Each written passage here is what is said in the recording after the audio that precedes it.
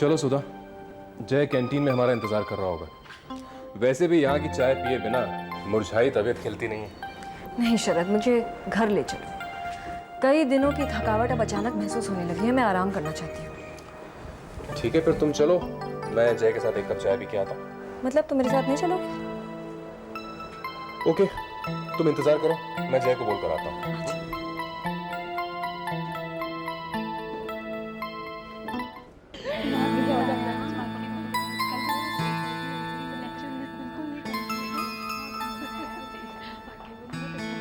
दीपा, मेरे लिए रुको। हमें नहीं रुकना, चलो दीपा यहाँ से।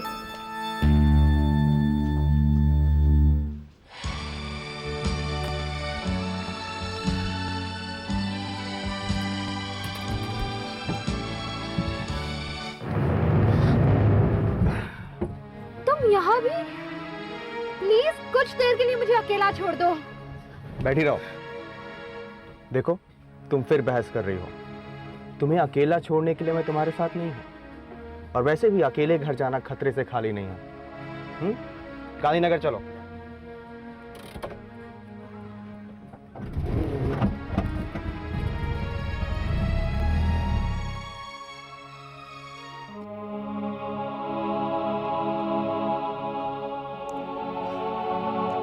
यशोदा, यशोदा, जल्दी करो, लेट हो रहा है।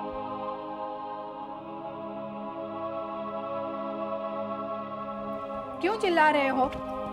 मैंने कह दिया ना, मैं नहीं चलूंगी। अरे कमाल है, मैंने आते ही कहा था कि हमें मिसेस अग्रवाल के घर जाना है। देखो 8:30 बज गए हैं, बहुत लेट हो गया है, चलो चलते हैं। मैं नहीं चलूंगी, इस बार आपको अकेले ही जाना होगा।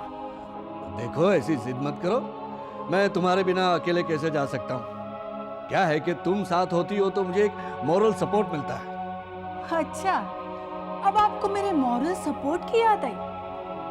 जब मैं आपको चिल्ला चिल्ला कर कह रही थी कि इस झमेले में मत पड़ो, तब आपने मेरी एक ना सुनी। और सुनते भी कैसे? वो जो अप्सरा आ गई थी, उससे गुटरगू करते समय ना आपने उम्र का लिहाज किया ना अपने स्टेटस का। वाह, अब मैडम से माफी मांगने के लिए मेरी याद आई। खूबसूरत लड़की देखी नहीं कि आपके तेवर ही बदल गए। और एक बात बताओ, मैं मैडम के यहाँ किस मुंह से चलूं? तुमको बचाने के लिए मैंने कितनी बार आंचल पसार के उनसे माफी मांगी। ठीक है, अगर तुम साथ नहीं देना चाहती तो न सही, मैं अकेले ही चला जाता हूं, जैसी तुम्हारी मर्जी।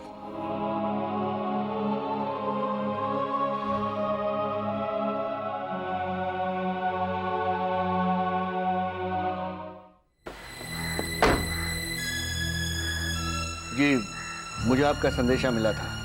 जी, मैं भी आपसे मिलना चाहती थी। हमने आपको जब अपॉइंट किया तब इस महाविद्यालय का पूरा स्वरूप आपको बताया गया था। मेरे स्वर्गवासी पति श्री भैया जी अग्रवाल ने किस उद्देश्य से इस कॉलेज की स्थापना की, वो भी मैंने आपको बताया था। हाँ जी, मुझे उनका हर एक शब्द याद है।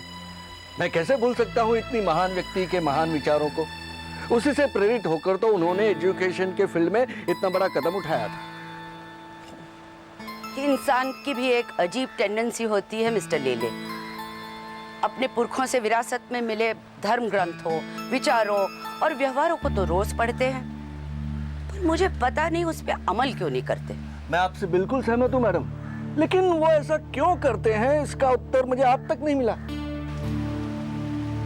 आपने शायद उस पर ठीक से विचार ही न किया हो, या तो फिर अपने आप को झुठलाने से कतराते रहे। जी, मैं कुछ समझा नहीं मैडम। मैं समझाती हूँ। दूसरों को शांत करने के लिए अगर आदमी खुद ही शोर मचाता रहे तो उसे आप क्या कहेंगे? लेकिन ऐसा तो करना ही पड़ेगा मैडम, नहीं तो उन्हें पता कैसे चलेगा कि हम उन्हें शांत होने के लिए कह रहे हैं। इससे उस शोर में आपकी एक और चिल्लाहट बढ़ने का भी तो खतरा है।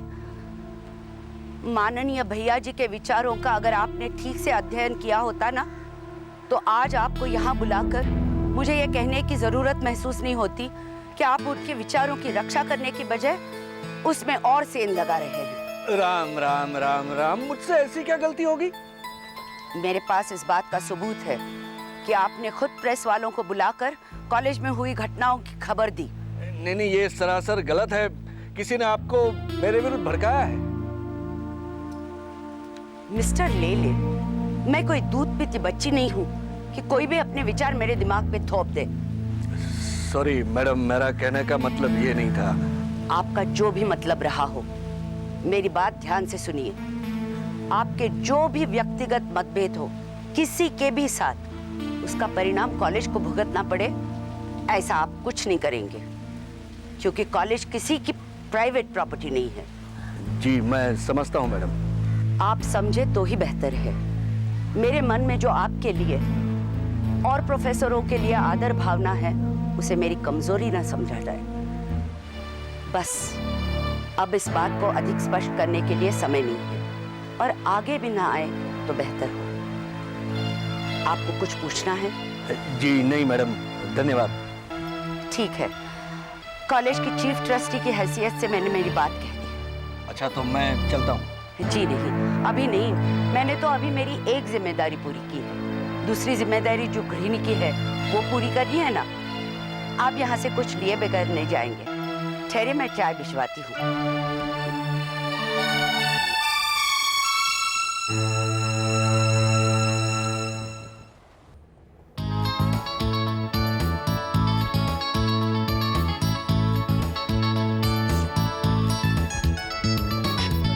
लागू माँ जी। अरे जीते रहो। तो ला लो। अरे रहने दो ना। दो ना। तुम यहाँ कैसे? मैं आपसे मिलने मंदिर गया था। अच्छा, पर आप वहाँ मिली नहीं, तो मैंने सोचा आप घर पे होंगी। मिलने जा रहा था तो आप मिल गई। अच्छा किया जो आ गए। बच्चियाँ अभी स्कूल से आ जाएगी, उनके आने से पहले सोचा सब्जी वगैरह ला के रखूं। ये सब चीजें तो करनी ही पड़ती है ना। कितना ख्याल करती है ना आप सबका। घर का काम करना, बाहर का काम करना, बर्तन धोना, कपड़े धोना और ये सब्जी लाना। आपको इतनी मेहनत करते देख तो मुझे बड़ा आश्चर्य होता है। अरे पगले, अपना ही घर है, ये सब तो करना ही है। अपना हुआ तो क्या हुआ माँ जी, सच कहूँ तो ये सब कुछ करने की उम्र नहीं है आपकी। आपको तो ठाट से बैठकर आराम करना चाहिए। काश गोपाल आपके पास होता तो ये सब कुछ करने की नौबत नहीं आती। बढ़िया आराम से बैठकर बहू पर हुक्म चलाती, उनके बच्चों को खिलाती, कहानियाँ सुनाती। पराए घर में इतना काम करते देखकर मुझे तो बड़ा ही दुख होता है माँ जी। अरे हट पगले, ये पराया घर थोड़ी है, ये सब तो मेरे अपने हैं। इतना प्यार करते हैं मुझसे। बहुत भोली हैं आप माँ जी। अपना समझना और अपने होने में बहुत फर्क होता है। अच्छा एक बात बताइए, जिनके लिए आप इतनी मेहनत करती हैं वो कुछ हरे नोट वगैरह दिखाते हैं कि नहीं आपको? मेरा मतलब है कुछ पैसे वगैरह देते हैं कि नहीं, या सिर्फ 2 वक्त का खाना दे दिया, 2 गज जमीन दे दी सोने के लिए, और माँ जी अपनी है 24 घंटे मजदूरी कराने के लिए। चुप कर कलमुए और निकल जा यहाँ से। कर ली तूने मेरी भलाई। देख, मेरी सुधा बिटिया के खिलाफ एक लफ्ज भी कहा ना तो मैं बर्दाश्त नहीं करूंगी, समझे? तुम क्या जानो इस घर में मुझे क्या कुछ मिला है। सुधा और सुषमा जैसी बेटियां मिली हैं जो मुझसे माँ से भी बढ़कर प्यार करती है। और सुधा की बच्चियां, वो तो सोते बैठते उठते जागते मेरा ही नाम लेती रहती है। तुम क्या जानो इस घर के लोगों को। मैं सब समझता हूँ माँ जी, इतने अच्छे रिश्ते सिर्फ नसीब वालों को मिलते हैं, पर दुनिया सिर्फ इस पे तो नहीं चलती ना। अब कल का क्या भरोसा, मुश्किल पड़ने पर जब खून के रिश्ते पराये हो जाते हैं तब ये पैसा ही तो काम में आता है ना। मैं तो बस ये कहना चाह रहा था कि पैसे तो मुझे बराबर मिलते रहते हैं। मेरे मना करने पर भी प्रोफेसर साहब ने बैंक में मेरे नाम का खाता खोल के रखा है। हर महीने उसमें रकम जमा करते हैं। और वैसे पैसों की ज़रूरत ही क्या है मुझे, सब कुछ तो मिल ही जाता है। वो सब छोड़ो, तुम बताओ, गोपाल का कुछ पता चला? कुछ खुशखबरी लाए हो क्या? खुशखबरी? अरे उससे भी बड़ी बात है माँ जी, साक्षात बाबा ने मुझे दर्शन दिए। ऐसे क्या देख रही हो माँ जी? बाबा मतलब शिरडी के साईं बाबा। कहने लगे कि तुम बहुत दिनों से मुझसे मिलने नहीं आए, और गायब हो गए। अब क्या करूं, बाबा का आदेश टाल तो नहीं सकता ना, शिरडी तो जाना ही पड़ेगा। फिर मैंने सोचा कि शिरडी जा ही रहा हूँ तो गोपाल के नाम की चादर क्यों ना चढ़ाऊं। हाथ जोड़कर बाबा से उसके लिए प्रार्थना करूंगा कि भगवान उसकी सब मनोकामना पूरी करे। मैं अपने हाथों से उनकी सेवा करूंगा माँ जी, आपकी खातिर। सच बेटा, कितना दुखी होते हो तुम मेरे दुख से, कितना तड़पते हो गोपाल को मुझसे मिलाने के लिए। क्या बताऊं माँ जी, मुझे तो लगता है कि आपसे मेरा पिछले जन्म का कोई नाता है ना? मुझे पैसे दोगी ना? हाँ, वो चादर चढ़ाने के लिए पैसे तो लगेंगे ना? मेरे पास होते तो मैं दे देता, पर आप तो जानती हैं कि कितने पैसे चाहिए?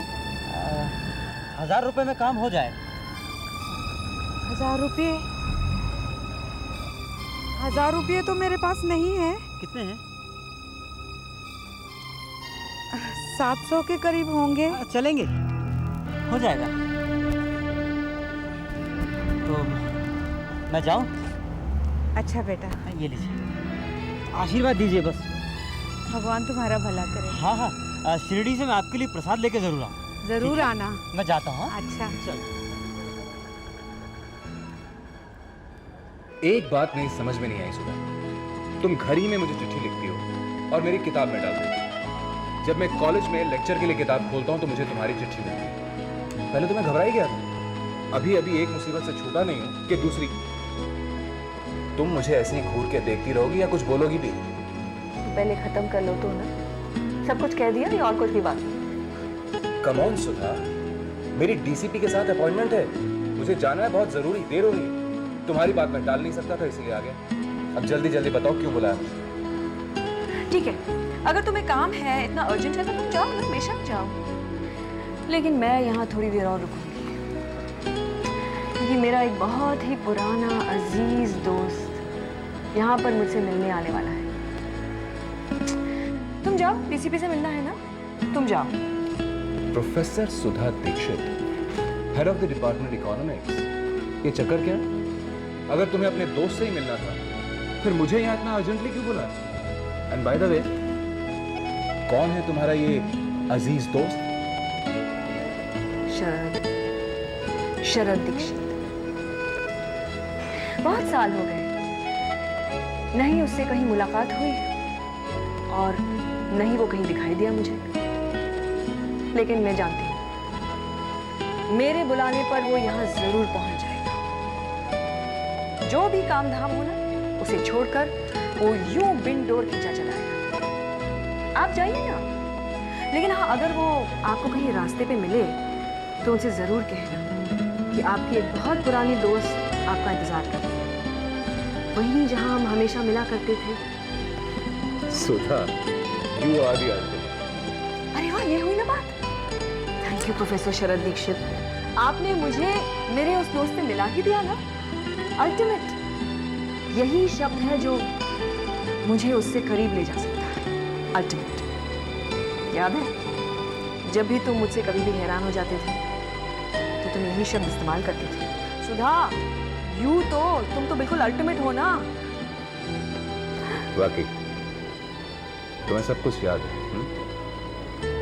तुम्हारा इसी तरह मुझे जल्दी बुलाकर खुद देर से आना और मेरा यहाँ बैठे बैठे तुम्हारा इंतजार करते करते बोर होना और सिगरेट्स फूकते रहना। सबसे नजरें चुराकर यहाँ तक पहुँचना कोई आसान काम तो नहीं था। सभी मुश्किलें पार करते हुए, बचते बचाते यहाँ तक पहुँचने में देर तो लगनी ही थी ना। मगर तुम मुझे हमेशा रूठे हुए, चिढ़े हुए मिला करते थे। तुम्हें मनाने में ही सारा वक्त गुजर जाता था। देर से आना तो फिर भी ठीक है, तुम्हें आने के बाद जाने की जल्दी लगी रहती है। यहाँ से चलेंगे, वहां से चलेंगे, यहाँ कोई देख लेगा, वहां पर कोई खड़ा है, यू नो ऑल दैट। पापा यहाँ वॉक के लिए आते हैं, अगर वो हमें साथ में देख लेंगे तो क्या? यू नो, तुम्हारी बातें सुन सुनकर मुझे भी घबराहट होने लगी। मुझे डर लगने लगा था कि कहीं वाकई तुम्हारे पापा हमें साथ में देख लेंगे तो पता नहीं क्या करेंगे। अच्छा, बाय द वे सुधा, अगर वो हमें साथ में देख लेते तो क्या होता? अरे मेरे पागल दोस्त, वो हमारे बारे में पहले से ही जानते थे। दरअसल वो तुम्हें पसंद भी करते थे। और शायद इसीलिए हमारी शादी चुटकी बजाते ही हो गई। और ये नज़ारा पूरे शहर ने देखा था। जूहू एरिया के तुम्हारे पापा के सभी दोस्त आए थे, सब ने मुझे कॉन्ग्रेचुलेट किया। मैं तुम्हारे पापा का घर जवाई जो बन गया। लोग मुझसे कहते थे कि भाई वाह प्रोफेसर दीक्षित, इसे कहते हैं एक तीर से दो शिकार। बीवी भी मिल गई और घर भी। मेरी समझ में नहीं आता था कि मैं कैसे रिएक्ट करूं। खुश हूं या नाराज हूं। कितने साल हो गए हमारी शादी को, फिर भी ये बात तुम्हारे दिल से जा न सकी।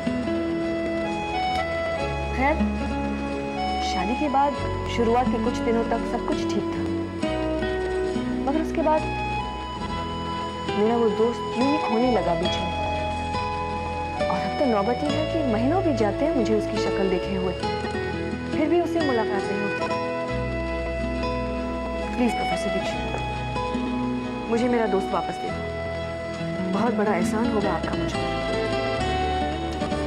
अब तुम पागलपन की हद से गुजर रही हो। तुम्हारा वो दोस्त कहीं नहीं गया, यही है, तुम्हारे बिल्कुल करीब। बस तुम उसे पहचान नहीं पा रही हो।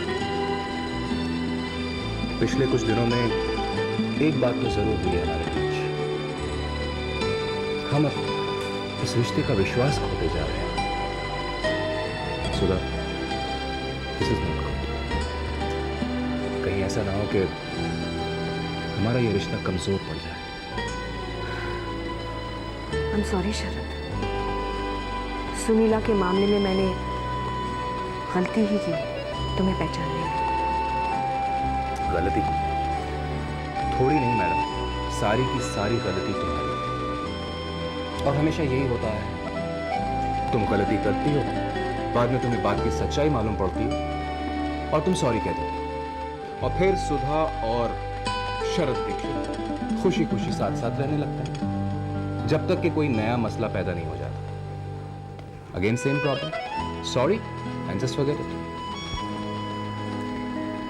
मेरे बिहेवियर का एक्सप्लेनेशन तुमने दे ही दिया, अब खुद के सामने खड़े होकर देख लो, शायद हम किसी नतीजे पर पहुंच जाए। अच्छा, सारी बात घुमा फिराकर फिर से मेरे ऊपर आ गई। वेरी गुड, ठीक है, अगली बार मैं सॉरी कह दूंगा। Okay Sharad, you naughty boy. Sudha, you naughty girl. अच्छा, ये सब बचपना बंद करो, घर चलते हैं। बच्चे भी आ गए होंगे और मुझे डीसीपी के साथ अपॉइंटमेंट भी है। मैं शाम को जल्दी घर आता हूँ, फिर सब लोग बाहर डिनर पर चलेंगे। Okay, wait up.